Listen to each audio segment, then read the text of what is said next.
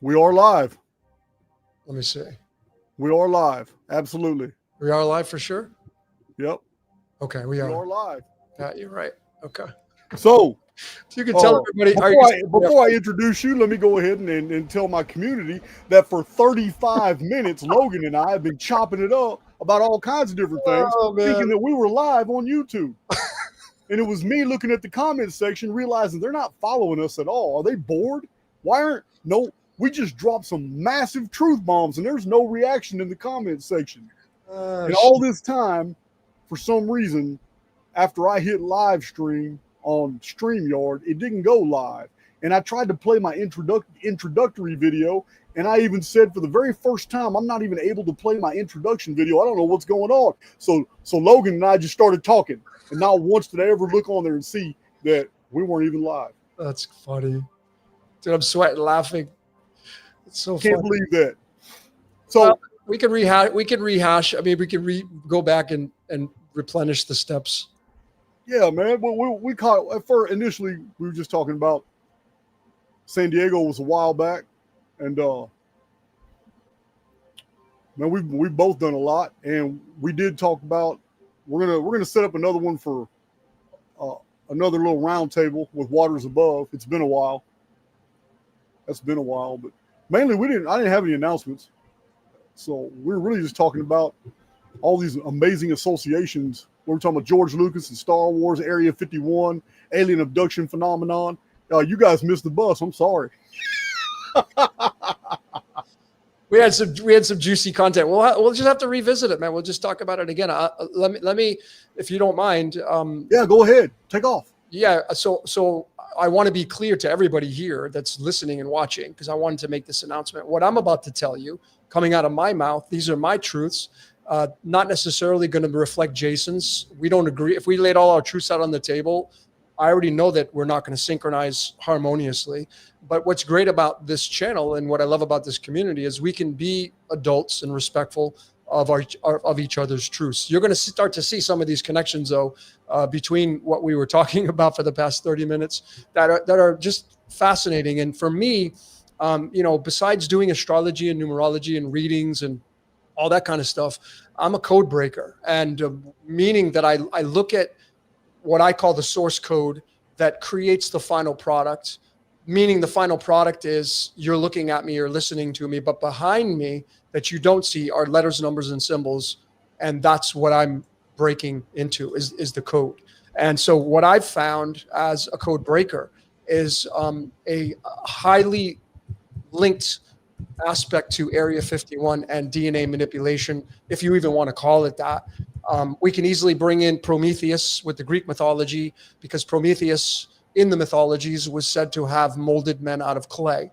And Prometheus is tied to the underground aliens. Absolutely, that's what it points to. So we can take different cultures and bring them together, and that's what we're doing. A 4 links to a 4, a 9 links to a 9, a 1 links to a 1. And we can take these letters, numbers, and symbols and start to bring them together. And this is what my research starts to show. And that's why I wanted to talk about this here with you, Jayson, because, just like Area 51 is connected to 51 degrees north latitude, that's where London sits, where Greenwich time sits. Stonehenge is there. Stonehenge, if you watch any of Robert Edward Grant's information, Stonehenge has the letter pi all the way inside those stones. They look like pi. Pi is 3.14, which I know you're a big mathematical person on that. That's tied to our blood, because the word Adam in Hebrew is linked to pi, or the word blood is Dam, Daleth, and Mem in Hebrew is blood, and that's 314. Those are the numbers of 314. So there's so much evidence that we're going to bring into this that talks about, for me anyway, we live in a simulation, which to me is a scripted reality. And, I know you're about breaking free or die trying. And I've been that, that person to try to break free. And what I've done is I've broken free, I feel like, but I'm still being scripted. It just it won't let me go. And you know what I'm talking about on that. Absolutely. It's the more I see all these mathematical associations, no matter how you're deciphering this experience through gematria. What is it, gematria or gematria? Which one is it? Well, either one. But I mean, for me, it's numerology because you got to know the numbers. Okay, potato type deal. Yeah, all right. gematria, whatever. However whether you're using the tarot, whether you're using astrology, whether you're using tea leaves.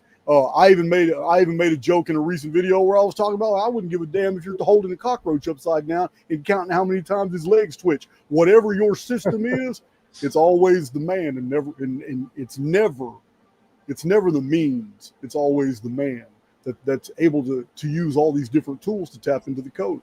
And I've already seen the evidence of gematria. There's too. I read all the books of Bonnie Gaunt, every book Bonnie Gaunt wrote. Now, she's slanted, she's super heavy Christian, but still, when it came to Hebrew and Greek gematria of the Old and New Testament passages, her whole series of books is fantastic because she applied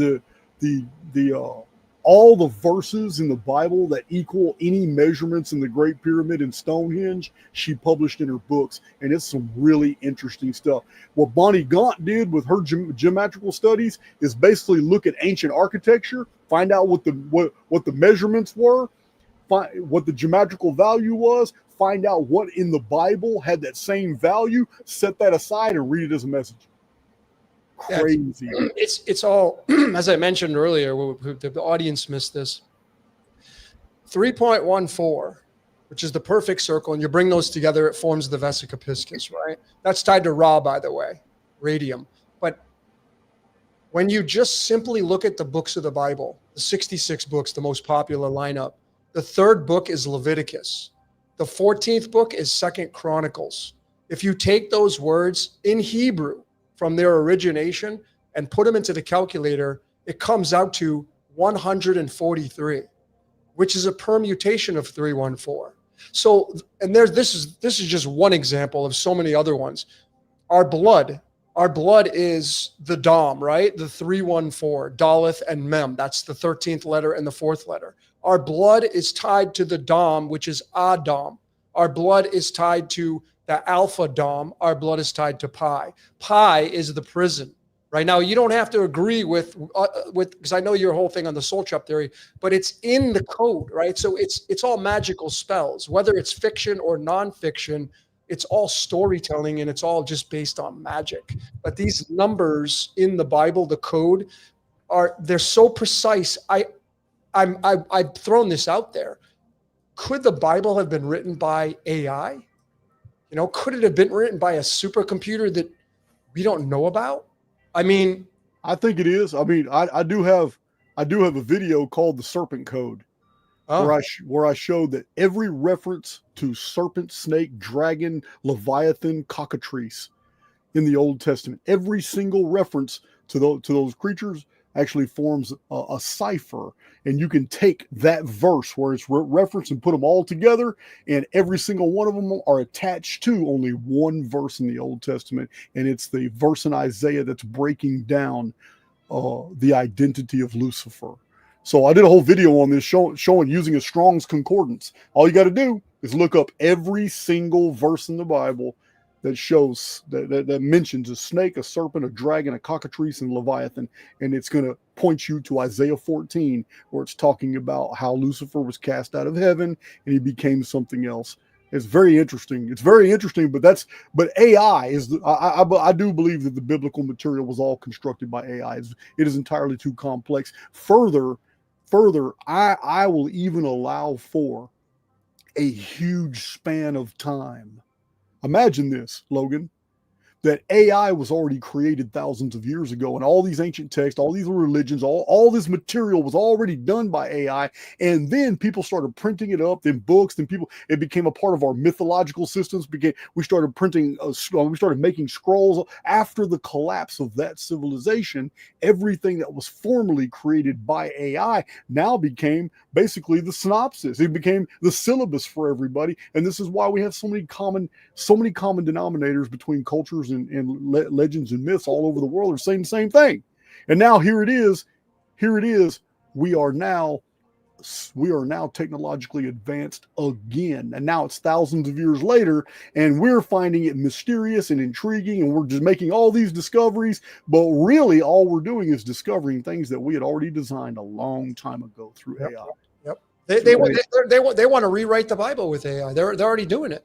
So as you said, I mean, we're coming around. There's strong evidence to support that the Atlantis, if that was even a civilization, would be across from Aquarius, which is what we're seemingly in now, in the sign of Leo, and Leo is ruled by the sun, and that's the golden age. So now we're the complete opposite. We've come around 180 degrees into Aquarius, and Aquarius lines up with the Kali Yuga stage, which is the Iron Age, which is the farthest away from source energy, which would be Atlantis and the advanced technology. But these form a symbiotic relationship with one another. So yeah, I think you're right. And I mean, you know, where are all these metals coming from that we're digging up from underground? I know that science will tell you that they're formed by, you know, by the Earth's mantle and the crust and whatever. But I mean, we're digging up these metals to put them into a demigod, which is a computer, if you want to call it that.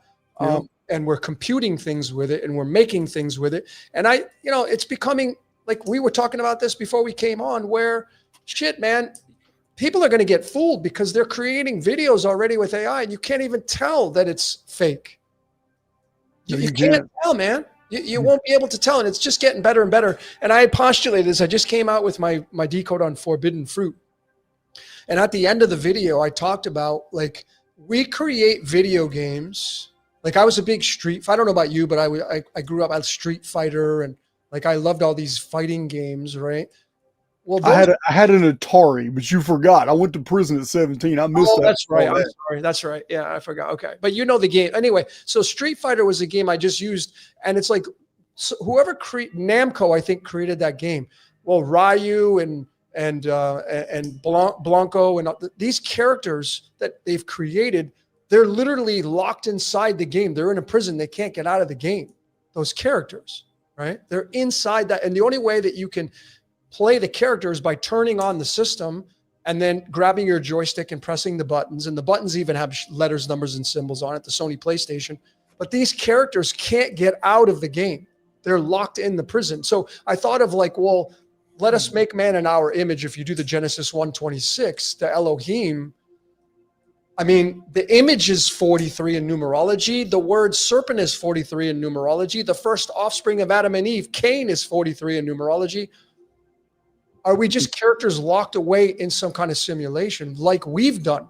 We've duplicated by putting it into a cell phone. We are already, look at the metaverse. We're already toying with VR realities that are becoming more and more real. Look, what's going to happen when they perfect the AI? Because remember, AI has been developed in steps using social media.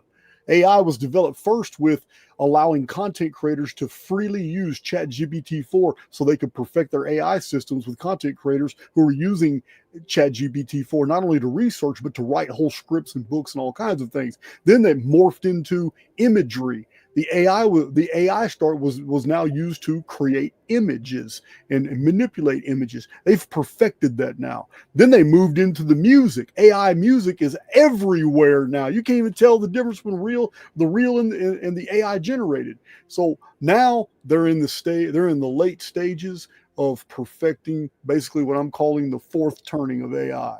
And it's the video AI, which assimilates everything. So when they fully perfected all this, I mark my words, they're going to integrate this 100% badass new AI, whatever comes out. They're going to integrate it with the metaverse to make that experience absolutely real and believable.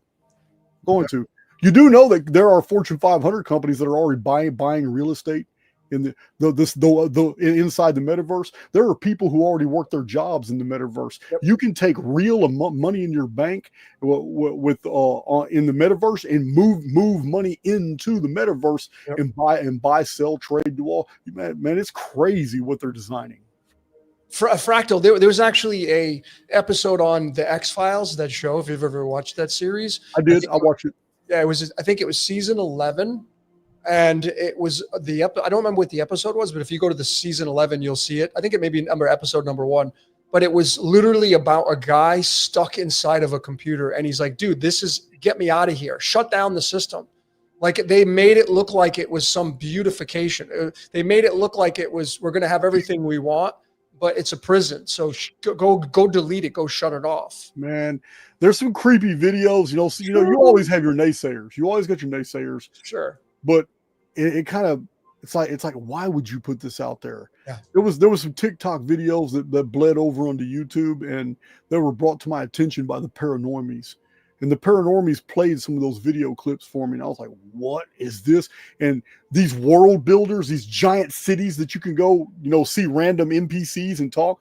Well, this dude was doing videos, and a random NPC walked to him on the street. And he's been ignoring them, but this one started talking to him, and he introduced him. He said, "Hey man, are you a player in this game? Are you playing this game?" And the dude said, "Man, get away from me." And the dude he says, "You're not an NPC." He said, "You're actually you're sitting at home. Listen. My name is such and such. My wife's name is such and such. My kids' names are such and such. I'm from somewhere in Canada." He starts spitting off all these verifiable details. He just starts going off, talking about all. He says, "Man, I don't know what happened, but I was in an accident, and I don't know, but I talked to some people at the hospital, and next thing I know, all I can see is the screen. The screen is all I can see is this video game." It's just really creepy. It's real, like this dude's consciousness was injected into an AI game. It's just so creepy, man. The Matrix did a great job of this, and the code. You got to be a code breaker to look beyond. So I'm into the birthdays, I'm into the playing cards, I'm into the tarot, I'm into the numerical values of the words, the names, and the birth names. Hugo Weaving, who they casted to play Mr. Smith, who was defending the Matrix, he was born on April 4th, and that's the 43rd card. It's the 4 of spades. 43, I told you, is linked to the word serpent in Hebrew, original. It's linked to the word Cain in Hebrew, original. And it's linked to the word image. Let us make man in our image, 43. So you could take the Bible and connect it right to the Matrix and clearly see the code. And the code says that Hugo Weaving, the Australian actor that they casted to play Mr. Smith, is tied to the serpent and the Matrix. That's what the Matrix is. It's the serpent. Wow. You could say it's the false light, whatever, but it's the image of the Elohim. And as I said, if that's the case, then the serpent and the Matrix, that's AIX, artificial intelligence. Yeah, man. Yeah. And then you get Neo coming in to save the day. And Keanu Reeves, even he was coded in there because Keanu Reeves has the 35th card in the deck, and that's the card of Jesus. The character Jesus that he's the one, the Neo character, is the 9 of diamonds, which is what Keanu Charles Reeves is in real life, September 2nd. So they literally, I don't know how do you fashion these characters? And I've done hundreds of videos on movies. How do you get timestamps exactly the way they are? How do you get these characters to link up like this so it's so perfect, it's bulletproof? Well, because that's the code behind the scenes to create the final product that you don't see. You don't see the code behind it. You're a code breaker. You look into your numbers, the 24 and the 48 and everything else you've done, and the 138 and all this stuff. But dude, your 138 is tied to 56 barium, and 56 is lights, camera, action, and numerology. It's your Phoenix is tied to the movie and the removal of it. That's why we are 138 by the Misfits. Yeah. We are 138. We're going to burn your cities down. I mean, that's the Phoenix event, man. Dude, it's so crazy. You mentioned something. You said mem, M-E-M is the Egyptian word for, or the Hebrew word for blood. Well, it's dom. The Hebrew word for blood is daleth, dom, and mem. The 413. Those letters. Oh, okay, and mem, because there's a lot of crossover between the ancient Hebrews, Israelites, and Egyptians. Matter of fact, the Israelites were in Egypt more than any other place. Most people don't know that Egypt has always had one of the largest Jewish communities up until Alexandria. Had one of the largest Jewish communities in history. It's always been Jewish in northern Egypt. So which is lower Egypt. And I find it interesting you say that mem can associate it to blood, because nun is the same as non. One of the do you remember those two giant statues in Egypt? Memnon, the statues of Memnon? Yeah. Okay, well, if you were just to apply the definition blood to mem and non, and Memnon. Non is the same thing as none. None is the deep, the deep, the underground to the Egyptians. So the statues would be representative of the blood of the deep, which I have made other connections in other videos. When we get titles like that refer to underworld deities, it's literally an admission by those ancient cultures that they understood that the control system was from the underground. As a matter of fact, when you lived in ancient Egypt, when you lived your life out on the surface, when you died, you went below to the kingdom of Seeker. And the kingdom of Seeker was a part of the underworld, but it wasn't hell. It was a labyrinth. And the unwise souls, the ones that have lived a really terrible life, would never find. I mean, there was even a minotaur in there, but they would never find their way out of the labyrinth. They would always find their way back to the surface, and they'd live again. And then they would die, and they would go back to the labyrinth of the kingdom of Seeker. Only the wise would ever find the gate of Rostal. And even finding the great gate of Rostal wasn't a guarantee, because you had to pass the test of Thoth and Anubis at the end of that gate, and then you could be shot out the construct. That's ancient Egyptian theology. That's just what came to my mind when you said Mem. I remember those statues were important for a long time, called the statues of Memnon. Yeah. Well, in the Kabbalah system, the Jewish mysticism, when you look at a word in Hebrew, the capstone of the word, the last letter, is kind of the possessor. It possesses or takes ownership of that word. Okay. Right? So when you take Dam, blood, you have Mem at the end. And that 13 is tied to El, because El in Hebrew is Aleph and Lamed, and that's the first letter and the 12th letter, and those equal 13. So El, which we know is God, right, in so many of the ancient texts, it means that the possessor of the blood in Hebrew is the El, is the 13. And this is where you get the 13 bloodlines from. Right? Okay. All right. And that's tied to Pi, the 314, since Pi is Dam, which is blood. So you mentioned the 13 bloodlines. We were talking before we actually started the video about the what did you mention about the shapeshifters? The reptilian? Well, we were talking about the Area 51. Is that what you? Yeah, Area 51. That's right. Something you had mentioned something, and I told you about. Well, there is one. I mean, I'm a fan of David Icke, and I read his Children of the Matrix, and he had me looking for lizards everywhere. I swear. Well, when I first read that book, but there is. You had mentioned in ancient India the Nagas. You were talking about the serpent race. Yep. The serpent race and the Nagas, and I told you, well, in my own research, I was kind of frustrated because until recently, there is no Western literature I can find anywhere.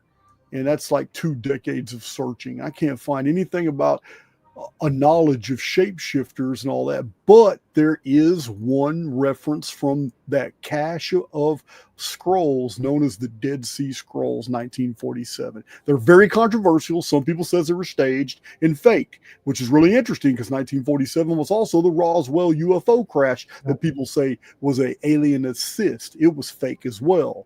And by alien assist, it was a race in the underworld, basically giving the U.S. government some materials they could retro-engineer. I mean, that's my take. So the Dead Sea Scroll text, 4Q Amram, anybody can look that up, but it's called 4Q Amram, is one of the Dead Sea Scroll texts that literally talks about the race of the Watchers were shape-shifting reptilians that could masquerade as humans. That's the only reference I found in a lifetime of reading to shapeshifters. Well, if you go to the numerology, the word Genesis in Hebrew is 76. The very first word in the Hebrew Bible, in the Torah, it starts off with the letter Bet, which is the B, which is number 2. That's duality, right? Mm-hmm. And then that bear shit, it's called, this kind of funny thing. That's 76. That has the same numerical value as Nephilim. Nephilim in Hebrew is 76. Well, the Nephilim represent a whole new race. Yeah. That was introduced into the construct. Yeah. And then you take chemistry, you go to the periodic table, and the 76 is tied to the 34th element called selenium. And selenium's tied to the moon. And who the hell knows what even that thing is? But that's the origin of the Nephilim. I mean, exactly. The Nephilim is a Hebrew version of an older Sumerian tradition, which was the Agigi got tired of being the watchers on the moon and just observing and recording human events. They got tired of that shit, and they came down to the surface, and they abducted human females and gave birth to a whole new race. Yeah. So are you familiar with Phil Schneider's account? The whistleblower, Phil Schneider, the geo engineer. I'm familiar with him, and I'm familiar with some of his videos on underground bases. But he's very compelling. Anyway, he had said in one of his statements that when he went down underground and he met with these 7 foot tall, and he said he shot and killed one and got his hand blown off, his fingers. I do recall something like that. Yeah, he said that when he went down in the basket to get lowered down, he said that the worst smell of the worst smells you can imagine is what he encountered. It was like the worst garbage smell ever, right? Yeah, because they're probably eating people down there. Probably, right? And they haven't taken showers, who knows? But anyway, what's fascinating about this is that the 76th element on the periodic table, which matches the word Nephilim and Genesis, the 76th element is called osmium. And wouldn't you know it, it comes from a Greek word called osmi. And what does it mean? Smell. It means smell. Yeah, it means smell. I got something else. I got something else for you on 76. Yeah. You said 76 is like the number of beginnings. So 76 is interesting, being the number of Genesis. Genesis is generations. It's also beginnings. But the Greek Olympiad calendar began in 776 BC. The United States, out of 13 colonies, began 1776. So yeah, I can see 76 as having that connotation all throughout it, everywhere that it appears in the construct. I can see that. It's huge, man. So when you take these accounts and you kind of connect the dots with Phil Schneider, it gives him more merit. Just because, like, how can somebody describe something that has a massive smell, and then Nephilim connects to osmium, which means the word smell.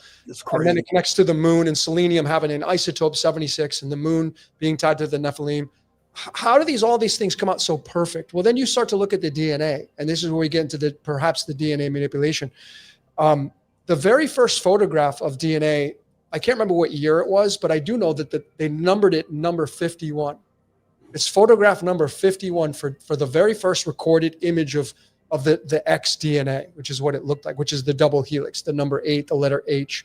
This would have been like what in the reports or the research of Crick and Watson, because Crick and Watson were the ones that they're basically the ones that got the Nobel Prize for the discovery of the DNA double helix. Yep. And then you were, and then we were talking about this and how Area 51 and even the words Garden of Eden in Hebrew, numerology is 51. The Garden of Eden in Hebrew numerology equals 50 freaking 1. Why would it tie to Area 51? Why did they name it 51? And the connection to Eden is very interesting because, dude, you were mentioning that Egypt was connected to the number 51 in some way, and we were talking about the Great Pyramid. The Great Pyramid arithmetic, it's the actual chronometrical alignments that I've showed on my channel mirror those of Stonehenge. I need to look into David Ewing's material or David Grant, whoever you just mentioned, because I have a lot of measurement material from Stonehenge and the Great Pyramid, and they're commiserate. It's like a lock and cipher, but Stonehenge is 51 degrees is at 51 degrees, and it's 51 degrees from the location of the Great Pyramid in Egypt. But even more so is that there is an old association in Christian mystical texts that the 2 great pyramids and the Sphinx are actually identifying for all peoples afterward the original paradise, the original Eden, which was originally a walled enclosure, and it was full of water. And the walls are long since been repurposed. People have taken them for building materials. But the tree of knowledge of good and evil and the tree of life were two mountains, stone mountains, not actual trees. And this is the subject matter of my very first book, The Lost Scriptures of Giza, showing in ancient literature that these two giant pyramids were actually called pillars, and pillars are nothing but the stalk of a tree. And the guardian cherub in the book of Genesis, remember there was a guardian cherub that had a blade of turning? Flaming sword, yeah. Yeah, well, that's the Sphinx. It's in the Gnostic text. The Sphinx is called Kalapatoroth. It's the guardian that watches over sacred trees, and those two trees are the two great pyramids: tree of knowledge of good and evil, and the tree of life. Yeah, and the I think it's Khufu that's 51. It's got a slant of 51. It's the what you call it. The slope is 51 degrees. Yeah, I've seen some really interesting research on Khufu. It's Professor L.A. Waddell took a lot of criticism, but nobody's ever refuted his material, and he was showing that basically Egypt didn't develop till after a cataclysm. Whoever built those pyramids was a totally different civilization. Sure. And the word Khufu, which was adopted by the Egyptians, is actually a Mayan word. Mm. It's really interesting research where he's talking about Khufu actually means that which is guarded. And you remember the Mayan calendar is a unique calendar as well. I mean, here we have an ancient calendar that began in 3113 BC, but it didn't record things that go further back in the past. Didn't do it. It's an unusual calendar. It started in 3113 BC and counted to a far distant date in the future. So yeah, man, it's also very interesting, man. It's crazy. Great Pyramid, though, 51 association of the Great Pyramid are the four sides of the Great Pyramid are all at 51 degrees. Well, they're all, and they're broken into 8. Actually, it's octahedral. It's octahedral, but it's like it's still four-sided, but the sides are kind of octahedral. There's no doubt. You can see it from the sky, yep. But you can't see it from the ground. Yeah, and you could take the musical scale and wrap it all the way around the 8 sides of the pyramid. Because the musical scale is. Yeah, the Great Pyramid's amazing. The only thing is engineer David Davidson said that no one would even know that the Great Pyramid was octahedral if the casing stones were all put back on it, because the casing stones would have eliminated that. And that octahedral octahedral aspect will actually makes it more earthquake proof. It's to discharge whatever, I forgot the name of it, but it's whatever those waves are called that are put out, seismic waves. It is to discharge that energy right through the casing blocks. But whoever built that was a genius, and it was probably designed by AI as well. I'm sure, man. There's just too much evidence for it. So you go back to this Area 51 underground aliens, and we were talking about this and how it's tied to the number 8. There are 8 known blood types. The word blood in Hebrew is 8. The word Satan reduces down to the number 8. And the people that think that Jesus is Yeshua, well, Yeshua reduces down to the number 8. So you literally have the antagonist and protagonist through the numerology linking down to the number 8. The 8th book of the Bible is Ruth. And you just simply connect, right? What's the element on the periodic table that has Ruth? Ruthenium. And ruthenium is element number 44. And the word Satan in Hebrew is 44. And that that reduces down to the number 8. So the Bible is connected right to the ancient aliens, whatever that is, or underground aliens. It's tied right to DNA and maybe DNA manipulation. And I'm convinced that the Bible was written. That's why there's a lot of I watch a lot of people. There's a guy named Justin. It's called Deconstructed Zone. He does a lot of your God is imaginary, prove me wrong. And he's kind of fascinating. He's very well educated, scholarly wise. But he talks and shows how many contradictions there are in the Bible, how many mistakes there are in the Bible. Because even myself, when I studied and broke down Matthew chapter 1, which talks about the generations of Jesus from Abraham to David, Matthew, the prophet, says that there are 42 generations, but there's not. I know. It's not even an accurate number, but he made it that way to fit a narrative. But why are there mistakes in there? Why are there contradictions in the Bible? Why is all this killing going on? And the justification of that and the genocides, but people like to defend that. because of the program. You call it dungeon programming. Right. Yeah. The DNA manipulation is very interesting. This whole story of the introduction of the Nephilim and all that. Did we cover Dr. Roger Lear earlier? Oh, no, yeah, we did. But let's talk about that because this we didn't cover it now. People. We haven't talked about it since we started the video. No. So go ahead, please do. I wanted you to talk about this. Yeah, Dr. Roger Lear, he wrote a book called The Aliens and the Scalpel. And if anybody wants to have a very uncomfortable time sleeping at night, this is the book you read.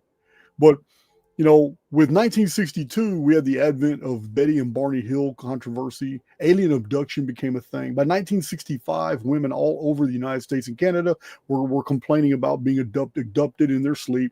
UFOs. The UFO scare got really bad. By the 1980s, there were whole libraries full of books about alien abduction phenomenon. And Dr. Roger Lear took it seriously. He's alive right now. He put my publisher, Booktree in San Diego, publishes his books. And you can get them from the Booktree, The Alien and the Scalpel. It is some really harrowing stuff. But Dr. Roger Lear, first, he interviewed thousands of people who claimed to have been abducted by aliens, and he found all these common denominators in the abductees' accounts. So he began doing surgeries on them without success at first, and he couldn't figure out why until he started using special equipment to watch on X-ray. He would find out where an implant was, where they were basically in the general area that the victim said they were, back of the neck, right ankle, or one of the wrists. And in one case, a woman, it was like hers is like under the breast next to her rib cage. And these victims normally knew where the implant was. And he would go in to do an extraction and couldn't find them. And it was baffling him. So now he realized, okay, these things are moving on him. So he turned around and started having an X-ray session where he could see inside the victim's body as he had cut them open to go do the extraction. And in the middle of the extraction, on film, on X-ray, the little tiny implants move under the skin. They know they're about to be extracted. They try to get away from the scalpel. So anyway, now that he could follow their movement, he would cut in front of them, and he would pull them all out. But they self-destructed. It's a biomechanical membrane sac that he found out was made from some type of technology he couldn't identify, mixed with human DNA. The membrane sac. So the next process of discovery was how does he get past the membrane sac, because whatever that sac is, it's dulling all his obsidian blades, all his little surgical blades. So we had some engineers come in and design him scalpels that would get through those membrane sacs. Here's the next thing he had to learn. Every time he breached a sac, there was a self-destruct. As soon as air touched that implant, it would just fizzle out. It would just die, and there was nothing to study but carbon scoring. So he learned that he had to do all these procedures. He had to cut, X-ray, film at the same time, hunt down the little implant that's trying to get away from him, get it out, and instead of opening the membrane sac, he had to submerge the entire implant into a vat full of the victim's blood. And if he opened the membrane sac in the blood, it wouldn't self-destruct. And he was able to study them and keep them wet with the blood, study them on a microscope, and he found out that there was some type of advanced microtechnology. This is Dr. Roger Lear. This man gives conventions, speeches, peer-reviewed deals all over the world. Dr. Roger Lear. You can't even refute this stuff. It's so crazy. So let me ask you, with all your knowledge and wisdom, everything that you've studied, based upon his testimonial aspects, what percentage of it being accurate to you would it be at for him? Accurate in what way? Do you think it's legit? Okay, I think 100% Dr. Roger Lear, who has staked his reputation, he's been attacked in the media. He's been 100%. He's pulling out implants. 100%. The victims believe that they have been abducted by aliens and UFOs. I got friends. I have friends that have been abducted, and I'm not going to tell them that. But I'm about to switch it up on you. Yeah. So for 100%, they believe they've been abducted by UFOs and aliens. 100%, they believe that they have been implanted. 100%, I'm on board with the fact that he's pulling the implants out and he's finding out that they are a type of technology beyond anything that we understand right now in the public sector, because he's a part of the public sector with us. So where I'm going to deviate is one simple thing. I can say that this is true, this is true, this is true, and this is true, but equally I can say that it's a breakaway civilization in our own underworld, and there's just no evidence here that it's from outer space. Sure. Simple as that. So I'm agreeing to every bit of it. I'm only changing the psyop. The psyop is mainstream media wants us to look up all the time. In movies and NASA, every explanation of what must be outer space, but it's not. It's our own underworld. And our own ancestors told us. They told us. Every tradition in the world has hobwalkies and trolls and elves and fairies and leprechauns, and everything comes out of the underworld. I mean, even the Pied Piper of Hamelin, when children disappear, what happens? They go into the underworld. Yeah, dude. It's when you go to the, I got chills. When you go to the tarot, right? This is, again, these are embedded into nature, into words and all that stuff. And you look at, this is the, let me see if I can get it without the light blowing. This is the 51st card in the tarot. It's called the Ace of Swords. Okay. The 51st card. Well, this card comes from the Ace of Spades, the notorious Motorhead Ace of Spades. All right. Very notorious card. Well, this card right here is the card of Westworld. The Westworld movie, the Westworld shows, the world Westworld is this. And that ties to Area 51, man. And that whole show on HBO, which was a huge success, was about implants. That's what it was about. That's what it is about. Yeah, you're gonna have to give me some context because I've never watched Westworld. I don't know what you're talking about. Michael Crichton was the guy who wrote this. I guess like it was a treatment, as they call it in Los Angeles, which was like a synopsis or a screenplay, and it was a small version. I was like under 100 pages, and he created a movie called Westworld. And it was in 1973, of course, the year you and I were born, right? And the plot of that movie was about, you can go down into any kind of environment you want, and you can play a character out. And the character that you play out, you're really human, but everybody else around you, they're all fillers. They're like robots. And so they go against this robot, and the robot becomes rogue, right? And even this whole movie is scripted, and I broke it all down, and it's too perfect. It's too perfect. Okay. So, but when you connect all these dots like this, are we just inside? Are we inside the simulation and we're just playing an avatar? We're playing against all these constructs, just like Westworld said. That's 100% my view. But that guy you're mentioning, that is a really strange guy, because he also wrote, I read it in prison. He wrote a book called Eaters of the Dead. I read this book, and the reason I'm saying he's a strange guy is because this man had to do a prolific amount of research to even uncover all this data attached to a very obscure Arabian manuscript called the Ibn Fadlan manuscript. It is the only Arabian surviving manuscript that's a travelogue of a Muslim who traveled among Vikings and lived to tell about it. It's called the Ibn Fadlan manuscript. And Michael Crichton had to research all this stuff and get all the details right. And he had to have access to good translations of the Ibn Fadlan manuscript, because Ibn Fadlan had been taken captive by some Vikings when some Arabians got too close to their little areas, or a Viking ship had sailed a little too far south. And it was the first time that these Muslims had ever seen these Nordic Vikings. And the Vikings slaughtered everybody and kept one guy as a translator, and they brought him back. But when Ibn Fadlan was brought to the far north to live among the Vikings, they treated him like kin. No disrespect. They didn't beat him up. Didn't do none of that stuff. They fed him.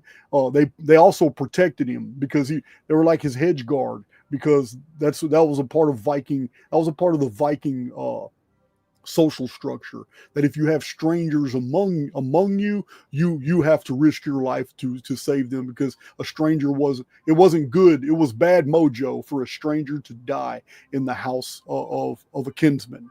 If you didn't protect the stranger, even though he was a slave, even though they captured him. Well, Ibn Fadlan wrote a full account, not even knowing if he was ever going to make it back to the Middle East. But he wrote a full account of Viking culture, everything. And Michael Crichton got access to that and wrote Eaters of the Dead, where he took another piece of ancient literature called Beowulf, which is only one surviving copy of the Geatish warrior Beowulf, and how he visited the court of Hrothgar, the Dane, to fight the Grendels.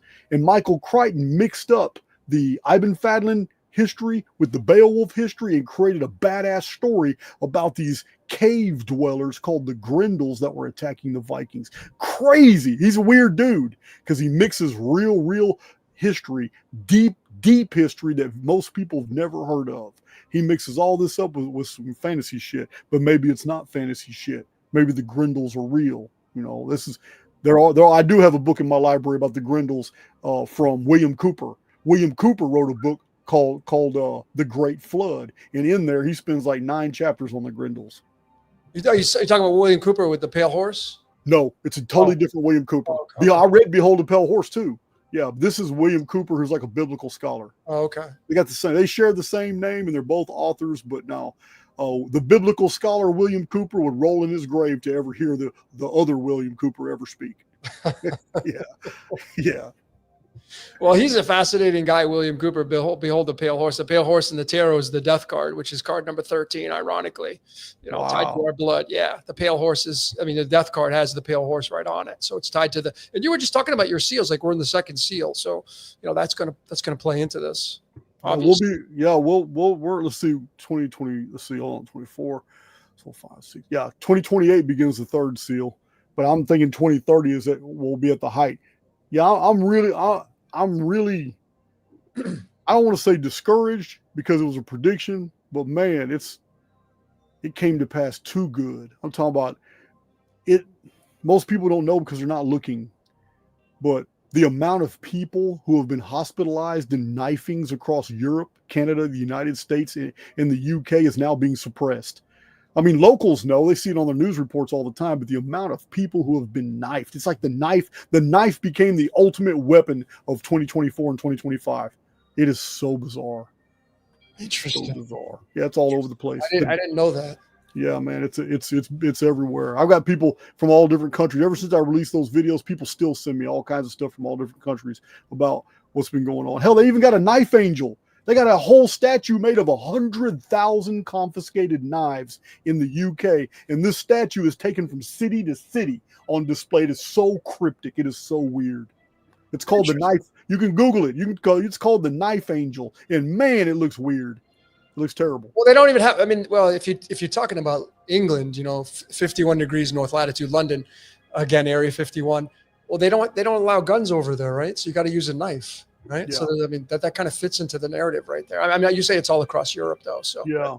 Well, you know what? Here in the United States, we got, all these, we have a lot of, there's a lot of culture clash between Antifa and just United States good old boys, country boys who are fed up with it, and Antifa and ICE, the immigration services deal. So, I say, we're the most armed country in the world. There's more guns in the United States owned by the private citizens than any other military in the entire world possess. There's no military in the world that possesses the amount of guns that just private citizens have in the United States, not counting our militaries and our huge stockpiles.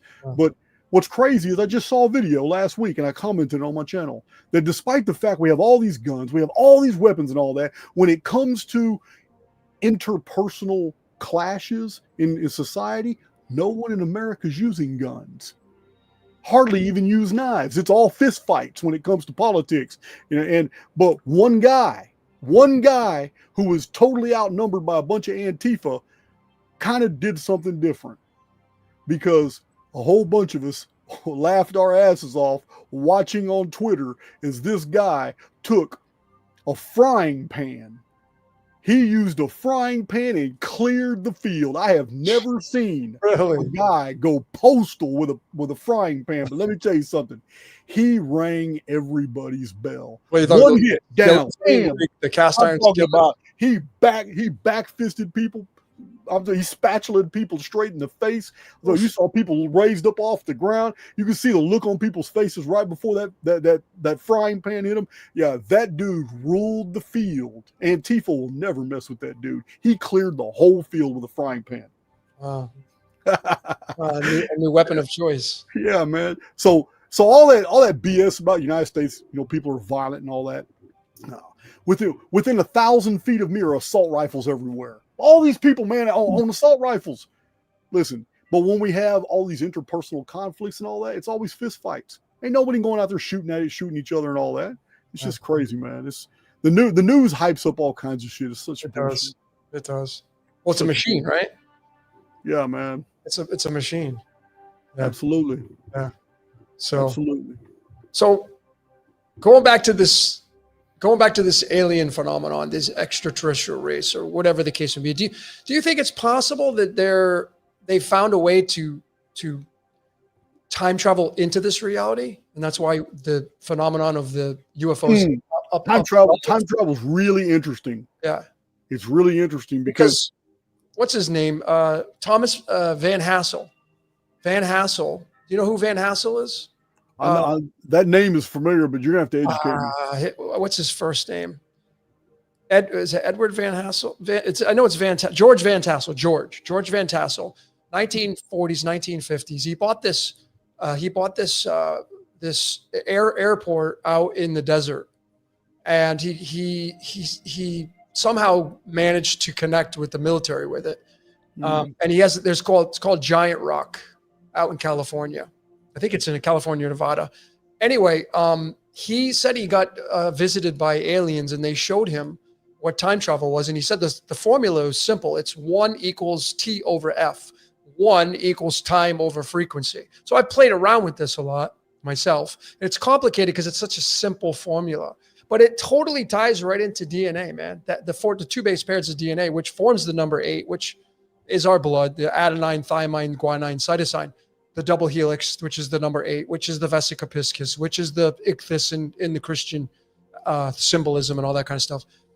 So George Van Tassel talks about this, about time travel. So this is what I want to talk about here now is it possible that these entities from different galaxies, if that is the way it works, could they have imported themselves into this reality and maybe they can't get out? Or maybe they're coming in and out at their own free will, but they're underground. I think they're underground. I mean, we talked about this, crafts coming out of the water, the Naga people, the snake people, the Vedic traditions talks about them being underwater. I'm convinced they're underground. All these cities underground that they've been building kind of correlates with that. But do you think that there's a chance that they're kind of coming in and out? I am open to the multidimensional aspect of our reality. I'm not open to the intergalactic. You know what I mean? The intergalactic makes it a physical experience. I'm not on board with that. I'm on board.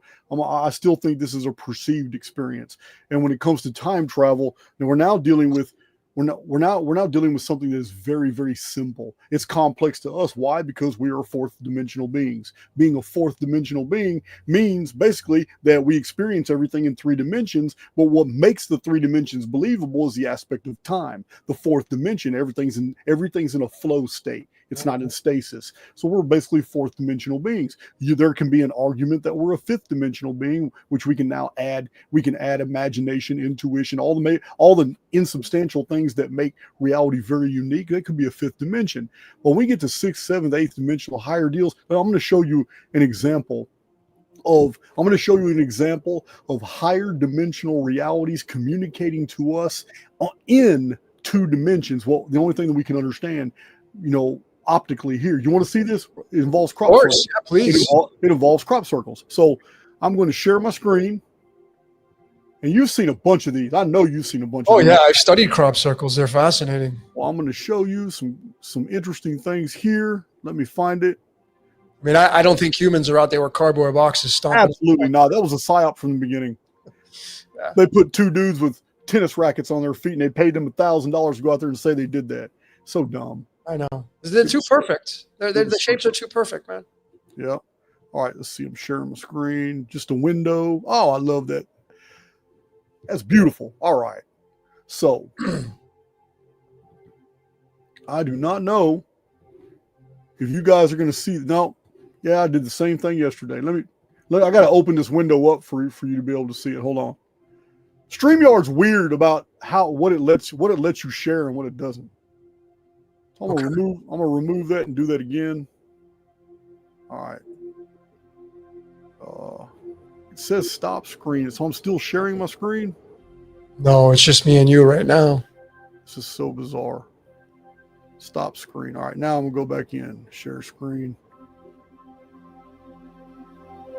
All right, entire. I can hear your music. Oh, yeah, let me turn it off. I'm sorry. I'm so used to entire screen. I don't want entire screen. I want window. There it is. Excellent. I found it. I'm so used to playing music. All right. So you can see this on the screen? Yes. All right. There's absolutely no way in hell.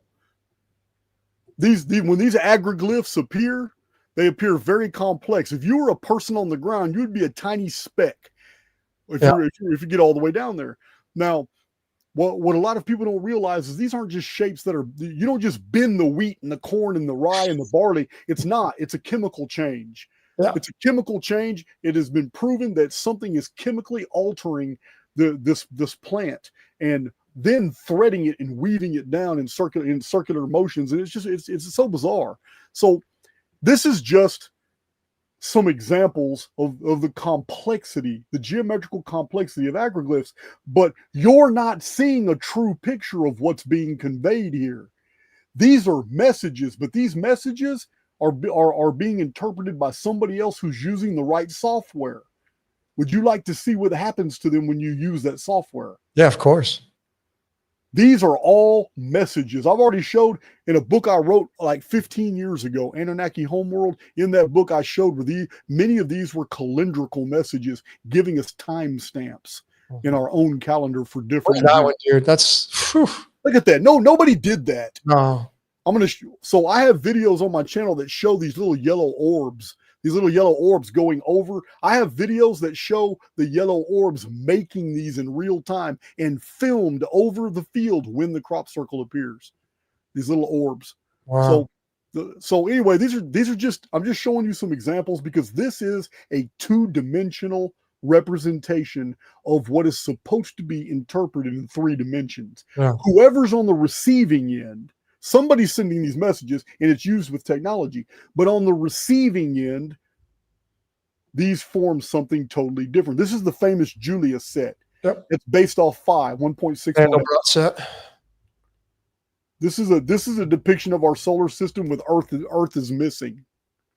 So there's a bunch of these that have been interpreted by qualified people. So this one, I interpreted this one. It's really interesting because when you multiply the large circles times the little circles, you get 2046. This is in one of my books. And this is 13 pyramids. So anyway, these are just examples. There's the Julia set. That's how close the Julia set appeared to Stonehenge, right across the street. Yep. No one ever sees people out there making these. These are almost instantaneous. Yep. Look at that. Look at the complexity. Yeah. All right. So we've looked at these. Wow. Now let me show you what it looks like when. I just call crop circles like tattoos, the tattoos of Earth, you know? But those are all two-dimensional. I'm going to show you a video clip now of what they look like when. So am I sharing? I'm still sharing? No, I'm not. All right. Share screen. Window. All right. You ready for this one? Let me know when you see it. Okay, I can see it. Every one of those crop circles is in 2 dimensions. But if you were to look at them in 3 dimensions, this is what you would see. Taurus field.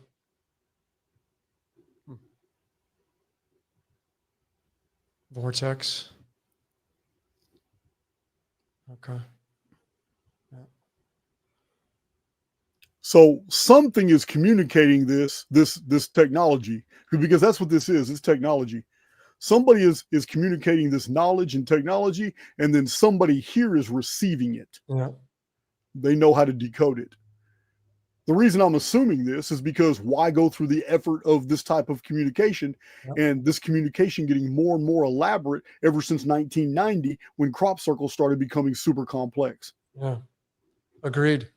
So, yeah, well, again, it's just there's just too much in my research. There's too much evidence. Like if I were, I say this a lot to people.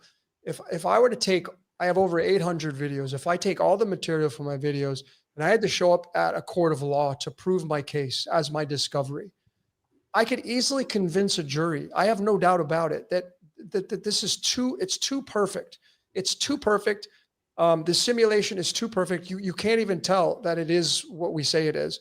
And for me, anyway, I'm a determinist. So I believe in predestination. I don't think there's any fudging that. So if you're meant to do something, like you have this break free or die trying, I think that's what you're going to move towards. So when you go through this door, like I'm going to do something different today, and you want to go through door number 1 instead of going through door number 2, door number 1's already created for you. What's on the other side is already created for you. So when you go through it, you seem like you made the choice.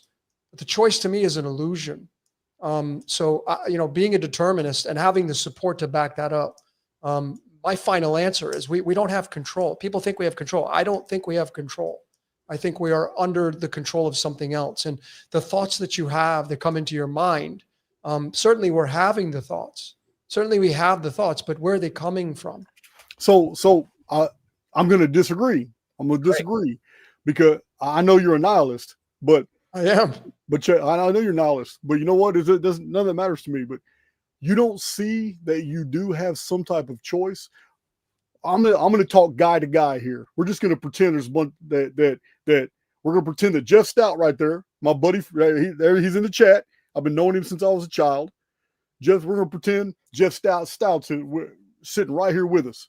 So the three of us are in a bar, and we see two attractive females. And here we are. We're both single guys, and we're looking. You don't think you have a choice between those females? One of those females is going to resonate with you the most. It says, but it doesn't mean that's the one you're actually going to end up talking to or approaching or not. You don't think there's a modicum of choice in this experience? Do you think every single choice was actually caused by something else? I think maybe for me, the free will that people claim to have, I think that's the emotional reactions that we give off, which I think is being harvested anyway to keep, because I feel we live in a battery. And I think the battery is anode, cathode, and the rulers of that are the sun and the moon, right? The anode and cathode. One gives off light, one reflects the light.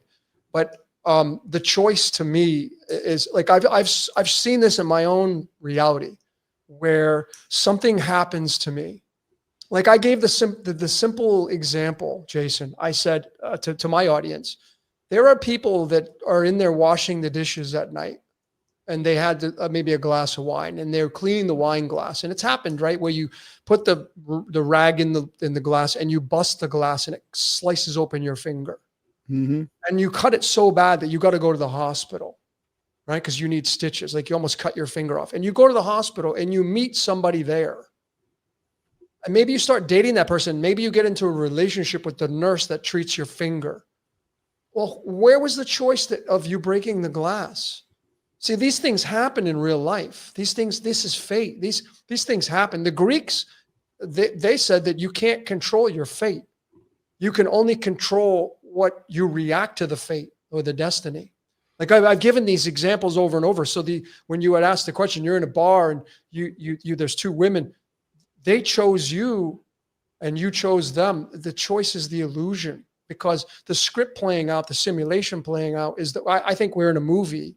So the movie is like, whatever created the movie presses play, and then there are no choices. I'm hearing you. I'm here. I'm not hearing an argument that persuades me at all that I'm wrong. But I can't say that you're wrong, in the personal. And what I mean is you are literally answering for me right now what I promote to my channel. because I tell my community all the time, we are living in two fundamentally different coexisting realities, and one of them is the personal. And it's real hard to stay in the personal because we default to the overriding, which is called the collective. Yep. And if you want to live a totally reactive lifestyle, reacting to all external stimuli, you can do that your entire life because the collective programming is fixed and it's there for you to do that. It will guide you. It will make every decision for you. It will create all the stimulus for you. But there are souls in the construct who can divorce themselves from collective programming. And it's only for short periods of time of creativity, of imagination, intuition, times when you're actually in your moment. When the collective it doesn't matter. You don't even perceive the collective because you're so focused in the moment on what you're doing. And then that's when we're basically breaking free from collective programming. So I understand where you're coming from, and I can't say you're wrong. I think it's sad. But for me, I know I default into collective programming, which is what you're describing.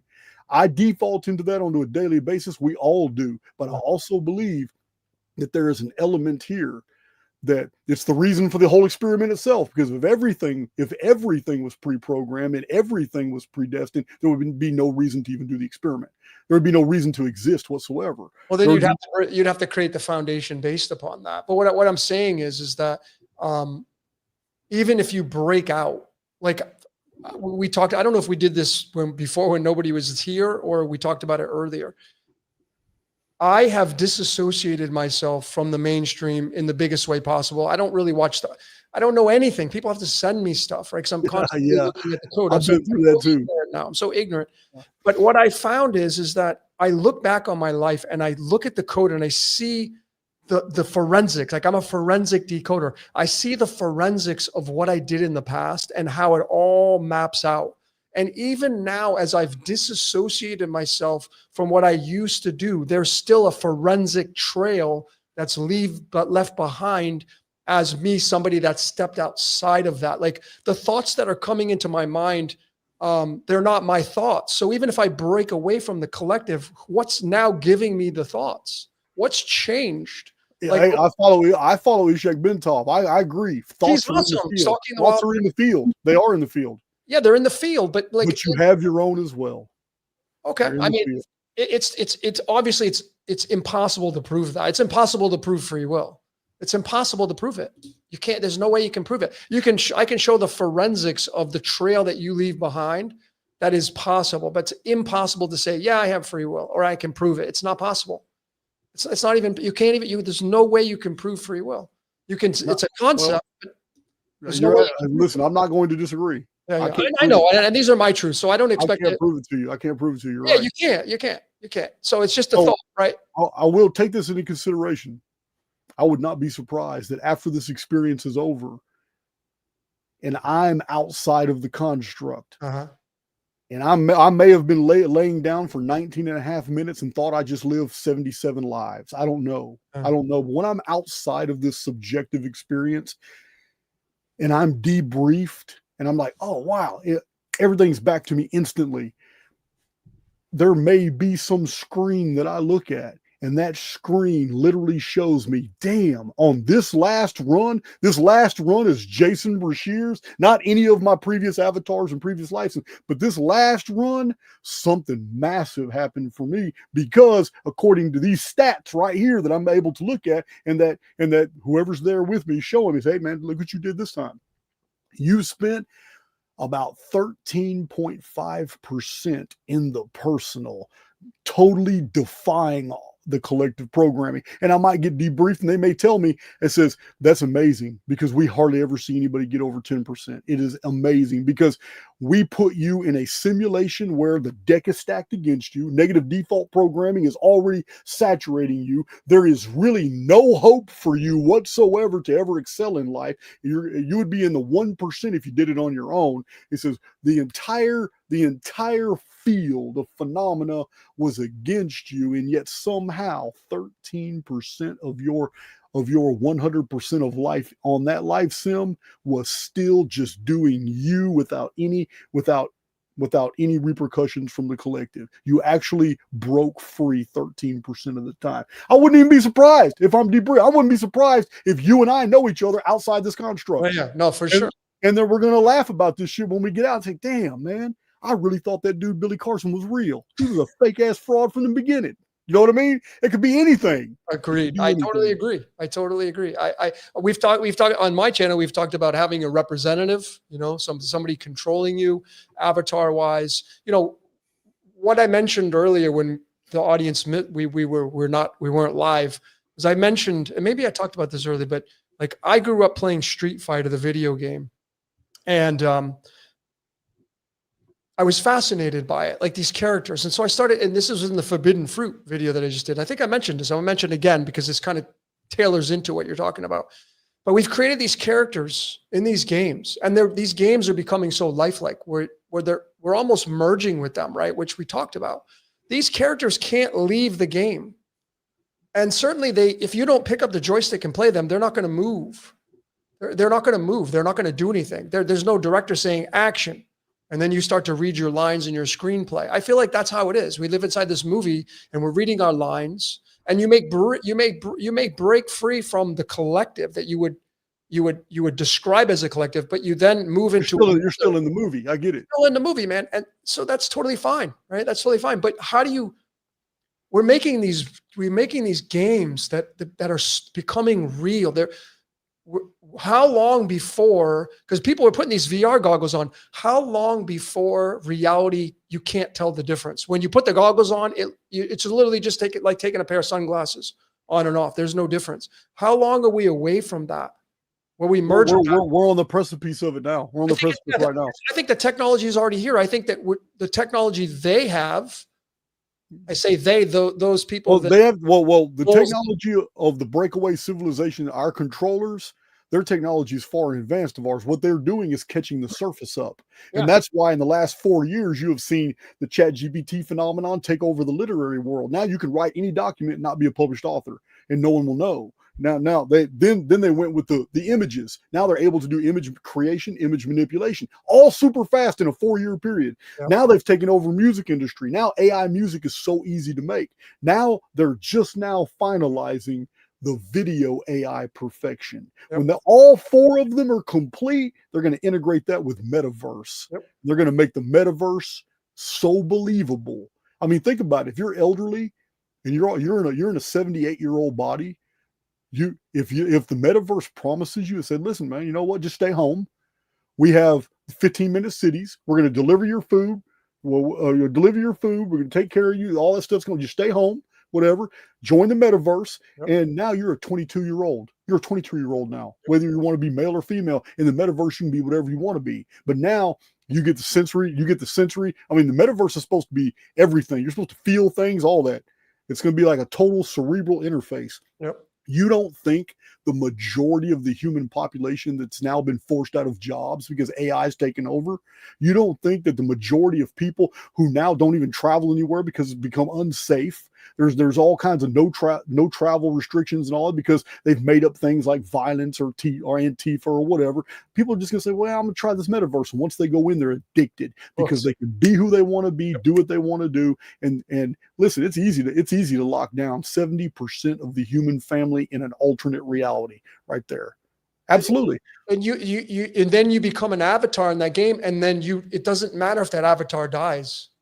Right? Like if you put the VR, if that's the way we're going to go, and people are going to buy into that, and they get to go be whatever character they want to be inside that dimension, reality, whatever, that character is disposable, right? Yep. It doesn't matter. Like when you play Street Fighter and your character dies, okay, great, let's play again.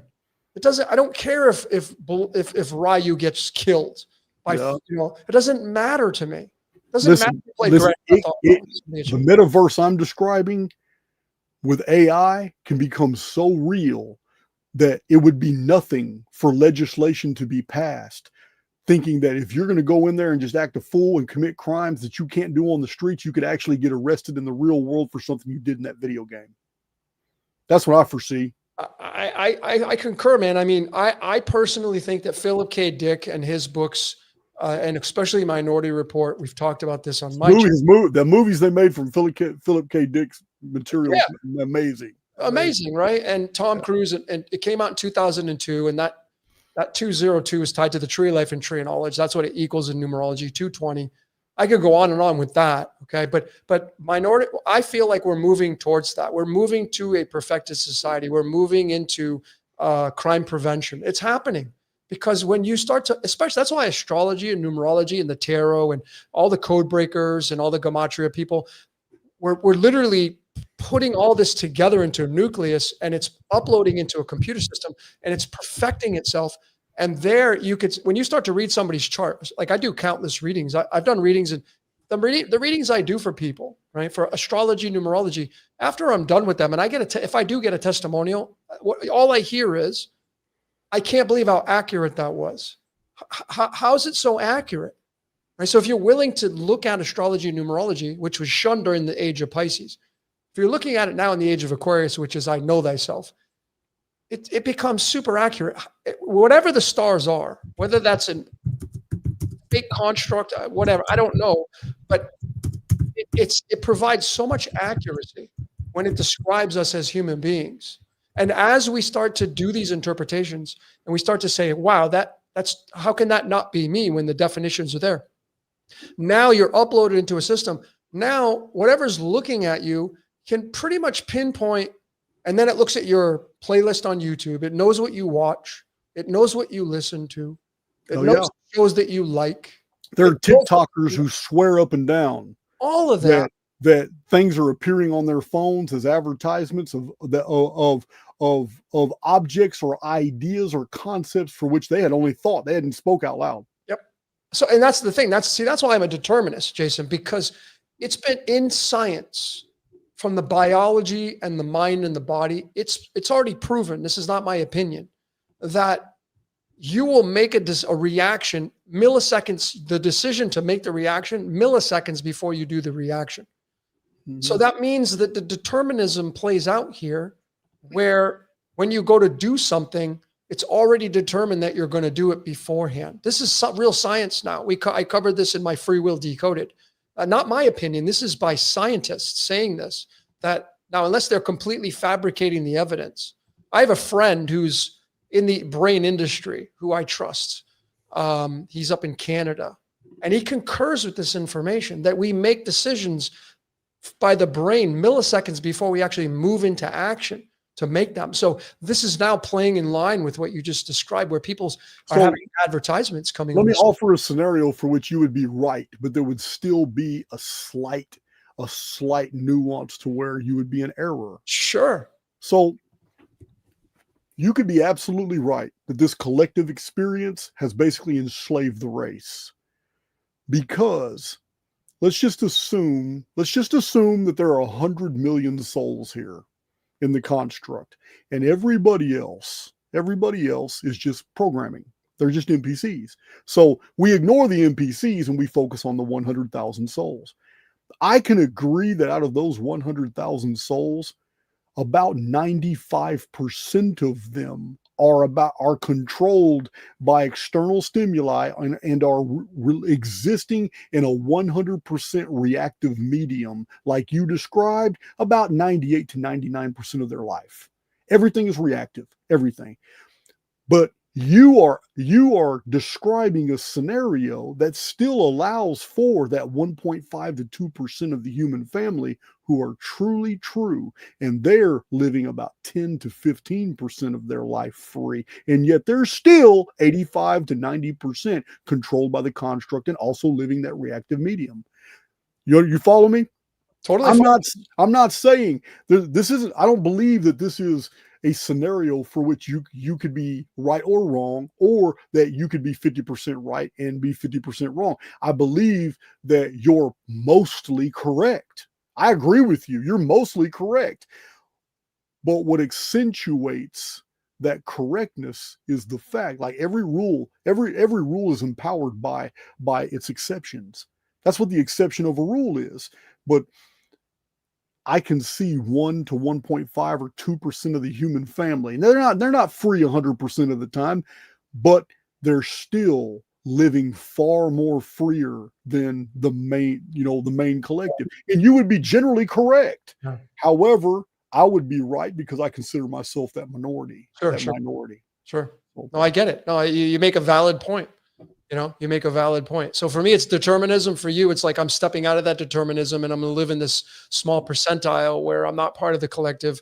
For me, it's determinism all the way around. So if you're stepping out because you were supposed to step out.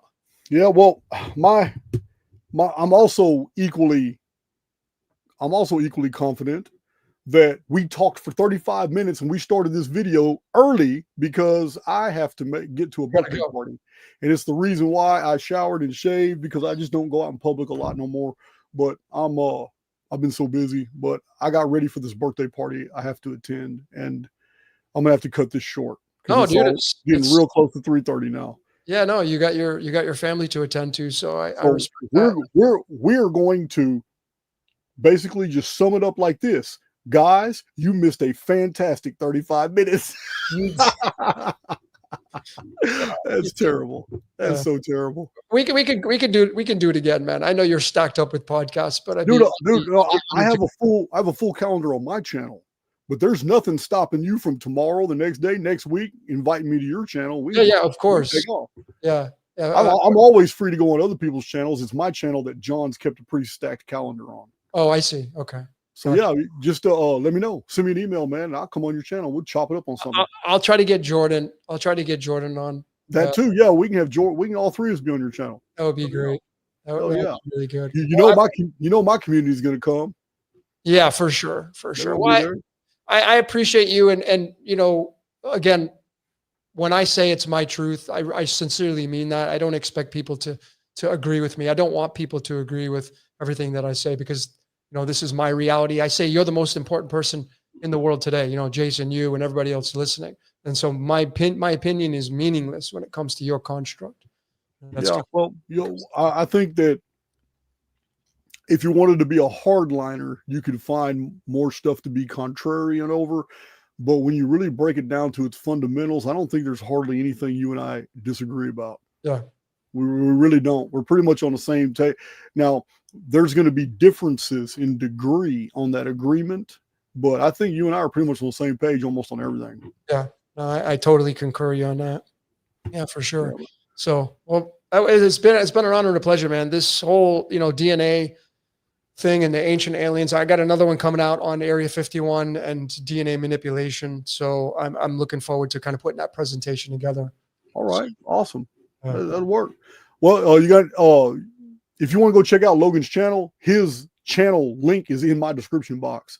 And I specifically asked him for other links, but he's so damn modest. He's just my YouTube channel. Yeah, man. All he needs my YouTube channel. YouTube's YouTube's fun. Yeah, man. Anyway, I got to go. I still got to get ready a little bit and then hit the road. Have fun, man. Yeah, man. It's good talking to you. And as well, man. Get with me, man, so we can do that with Jordan. I'll make it happen. Awesome. Later, man. Much love, man. Thanks, guys. Logan's got great energy.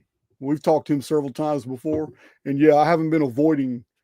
It's just, man, he has been busy. I have been busy. I haven't checked in with Jordan in a while. We'll get that done. But I'm going to a birthday party, and I need to go. We did start 30 minutes early, and man, we were deep in our conversation, and I felt like a total ass. I kept looking at the chat, and you guys were chatting, and it didn't resonate with me. It's like, man, this isn't the type of comments I'm expecting. And that's when I looked up at the top of the screen and saw that I wasn't even live yet. Yeah, man. So not my best moment, but I'm going to go ahead and holler at you guys. Much love. And I got to go make somebody's day. I'm going to go make somebody's day. Let me find my video. It's always a pleasure talking to Logan. I'm going to see if he wants to come to my Houston. Remember, we're doing a 2-day Houston meetup in February. I need to invite Logan. Anyway, I'm going to do a different intro. I'm going to do my intro for my outro.